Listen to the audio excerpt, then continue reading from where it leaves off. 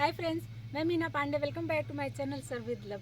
ये हमारा प्यारा एवरेस्ट है। इसको पराठे खाना बहुत पसंद है, इसलिए मेरी बेटी ने 7 डेज पराठे का चैलेंज दिया है। तो आइए बना लेते हैं।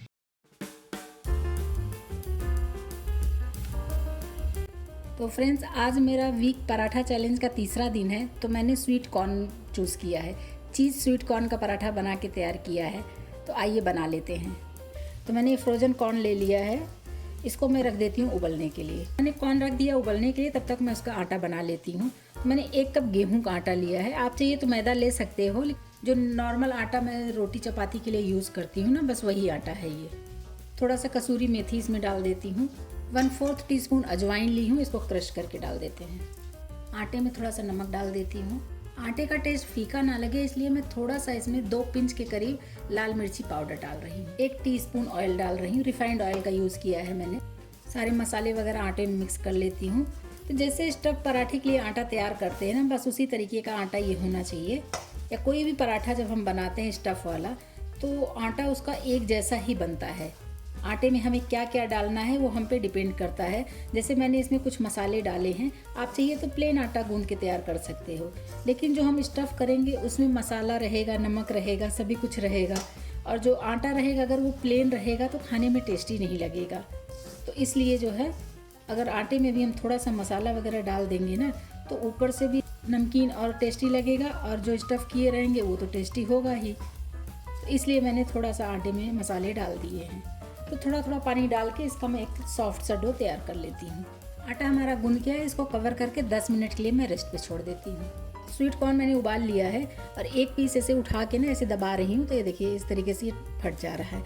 तो इसको मैं मिक्सी जार में डाल के दरदरा सा बना लेती हूँ, क्योंकि इसका पेस्ट हमें नहीं बनाना है, इसको दरदरा सा हमें चाहिए। तो दरदरा से इसका मैं पीस लेती हूँ।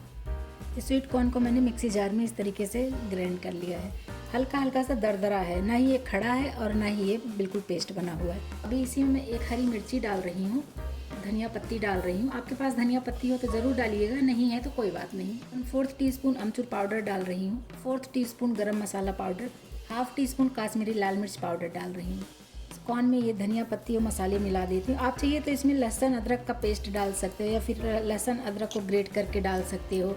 प्याज भी काट के छोटे छोटे पीस में काट के आप डाल सकते हो, लेकिन मैं प्याज इसमें नहीं डालूँगी। तो अभी भरावन मेरा बनके तैयार हो गया है। आटा को रखे हुए 10 मिनट हो गया, इसको चेक कर लेते हैं। हाथ में हल्का सा तेल लगा ली हूँ। इसको एक बार ऐसे हाथ लगा दूँगी ना, तो आटा एकदम सॉफ्ट हो जाएगा। इसीलिए मैं हमेशा रेस्ट पे रखती हूँ फ्रेंड्स, कि आटा अगर अच्छे तरीके से नहीं भी गूंदा होगा ना, तो भी सेट हो जाता है। 10 मिनट का रेस्ट ज़रूरी होता है। 10 या 5 मिनट, जितना भी आपके पास टाइम हो, तो रेस्ट ऐसे दे दीजिए। अभी देखिए आटा भी हमारा बनके तैयार हो गया है। आटे में से एक पेड़ा मैंने तोड़ लिया है, सूखे आटे में डस्ट कर लिया। इसको बेल लेते हैं। एक रोटी के हिसाब से बेल लेती हूँ। जितनी बड़ी रोटी होती है ना, घुमा घुमा के वैसे बेल लेते हैं। तो ये रोटी के जितना मैंने इसको बेल लिया है। जो मैंने स्टफिंग तैयार किया ना, वो स्टफिंग इसी पर रख देती हूँ। कम ज़्यादा आप अपने अकॉर्डिंग कर सकते हो। मैं इस तरीके से स्टफ़ कर दे रही हूँ। फ्रेंड्स, ये पराठा बाकी पराठों से बिल्कुल ही अलग है। खाने में बहुत ही टेस्टी होगा। कि बच्चे लोग एक बार बना के खिला दिया ना, तो बच्चे लोग बाहर का तो खाना ही भूल जाएंगे। पिज़्ज़ा, बर्गर जो भी खाते होंगे ना, हमेशा यही बनवा के खाएंगे। इतना टेस्टी ये पराठा बन के तैयार होता है। मैंने एक चीज़ स्लाइस लिया है। आप चाहिए तो चीज़ को ग्रेट भी कर सकते हो, लेकिन मैंने आज स्लाइस यूज़ करना है। इसी के ऊपर मैं ऐसे चीज़ रख दे रही हूँ। इसको बिल्कुल भी मैंने पीसेज में नहीं किए, ऐसे ही मैं पूरा चीज़ ऐसे रख दे रही हूँ। और रोटी के चारों तरफ मैं हल्का सा पानी लगा दे रही हूँ, ताकि जिससे ये मेरी रोटी जो पराठा मैं बनाऊँगी ना, तो ये खुले ना। नहीं तो अगर खुल जाएगा तो चीज़ निकल के बाहर आ जाएगा ना। इस तरीके से अगर पानी हम लगाए रहेंगे तो चिपक लेगा, तो खुलेगा नहीं। अभी इसको हमें फोल्ड करना है। इसको उठा के ये देखिए यहाँ पे ले आके ऐसे, और नीचे साइड में जो है ना, इसको ऐसे चिपका देंगे। और दूसरे साइड से भी ले जाके यहीं पे हम जोड़ देंगे। ये देखिए इस तरीके से बनाएंगे ना फ्रेंड्स, तो बहुत ही टेस्टी बनता है और बच्चे लोगों को बहुत पसंद आएगा। अभी देखिए यहाँ भी पानी लगा हुआ है ना, तो इसको जब मैं ऊपर ले आके ऐसे फोल्ड करूँगी, ये देखिए ये फोल्ड हो जाएगा। और यहाँ पे जो पानी लगा है, हल्का सा ऐसे हाथ से प्रेस कर दूँगी ना, तो ये चिपक भी जाएगा। दूसरी तरफ से भी ऐसे कर देती हूँ। हल्का सा पानी लगाते हैं, बहुत ज़्यादा नहीं लगाते हैं, लेकिन उसके वजह से ये इस तरीके से चिपक जाएगा, तो चीज़ हमारा खुलेगा नहीं। नहीं तो क्या होगा कि जब तवे पे डालेंगे तो चीज़ खुल के बाहर भी आ सकता है ना, तो उसके लिए हम पहले से प्रिपेयर किए रहें कि चीज़ ना निकल के आए। ये देखिए कुछ इस तरीके से। अभी इसको मैं आटा में डस्ट करके हल्का सा बेल लेती हूँ। सूखे आटे में डस्ट कर लिया है, इसको हल्के हाथ में ऐसे बेल लेती हूँ दोनों तरफ से घुमा के। बहुत ज़्यादा पतला नहीं करना है। ये देखिए इधर से भी इसको बेल लेती हूँ। ये मैंने इतने बड़े से इसको बेल लिया है। ये बस इतना ही बड़ा बनाऊंगी तो तभी तो ये पिज़्ज़ा बर्गर का टेस्ट आएगा, एकदम खाने में बिल्कुल पिज़्ज़ा का टेस्ट आएगा फ्रेंड्स। तो बच्चों को तो बहुत पसंद आएगा। तो इसी तरीके से इसको बना लेती हूँ। एक मैंने दूसरा पेड़ा ले लिया है, इसको भी बेल लेते हैं। इसमें भी स्टफिंग रख दिया है। इसको उठा के जैसे नॉर्मल पराठे हम बनाते हैं ना, उस तरीके का पराठा बनाना है। ये देखिए चारों तरफ से उठा के सूखे आटे में डस्ट कर लिया है, इसको बेल लेते हैं। तो इसको मैंने इस तरीके से गोलाई में बेल लिया है और इसमें मैंने चीज़ नहीं डाला। एक में चीज़ डाल के बनाया, इसमें चीज़ नहीं डाला है। दोनों टाइप से खाएंगे तभी तो पता चलेगा कि चीज़ डालने से कैसा टेस्ट आता है और बिना चीज़ का कैसा आता है। तो इसीलिए मैंने दोनों बना लिए हैं। तो बस ऐसे बना के मैं सेक लेती हूँ।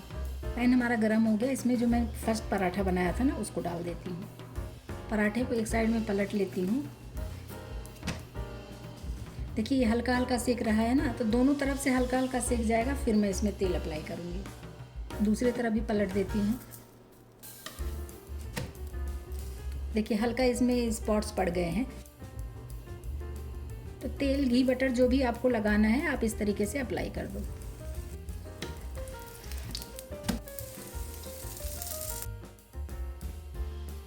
दोनों तरफ से तेल मैंने अप्लाई कर दिया है। बस इसको ऐसे हल्का सा प्रेस करते हुए क्रिस्पी में सेक लूँगी।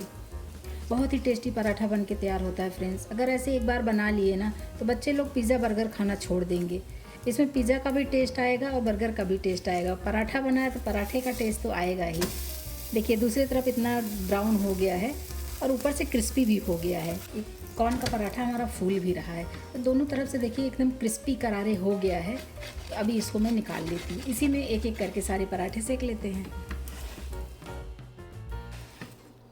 ये पराठा भी मैंने उलट पलट के दोनों तरफ पका लिया है और ये भी क्रिस्पी बना हुआ है। देख रहे हैं ना, इसी तरीके से मैं बना के सेक लेती हूँ। फ्रेंड्स मेरा ये स्वीट कॉर्न चीज़ पराठा बन के तैयार हो गया। बहुत ही टेस्टी बना है। साथ में मैंने टोमेटो केचप के साथ सर्व किया है और हेल्दी बनाने के लिए एक केला रख दिया है। सीजनल फ्रूट कोई भी आप रख देंगे ना तो बच्चे ब्रेकफास्ट लंच डिनर जो भी करते हैं उसके साथ थोड़ा सा फ्रूट भी खा लेंगे ना, तो उनके हेल्थ के लिए बहुत अच्छा होगा। तो मेरा स्वीट कॉर्न पराठा बनके तैयार हो गया है। इस तरीके से बनाएंगे ना बच्चे लोग तो इसके फ़ैन ही हो जाएंगे। पिज़्ज़ा बर्गर खाना भूल जाएंगे, यही मांग के खाएंगे। आप लोग भी बनाइए। अगर आपको मेरा तरीका पसंद आया हो तो लाइक और कमेंट्स करना बिल्कुल भी मत भूलना फ्रेंड्स। लास्ट तक मेरी वीडियो देखने के लिए थैंक यू।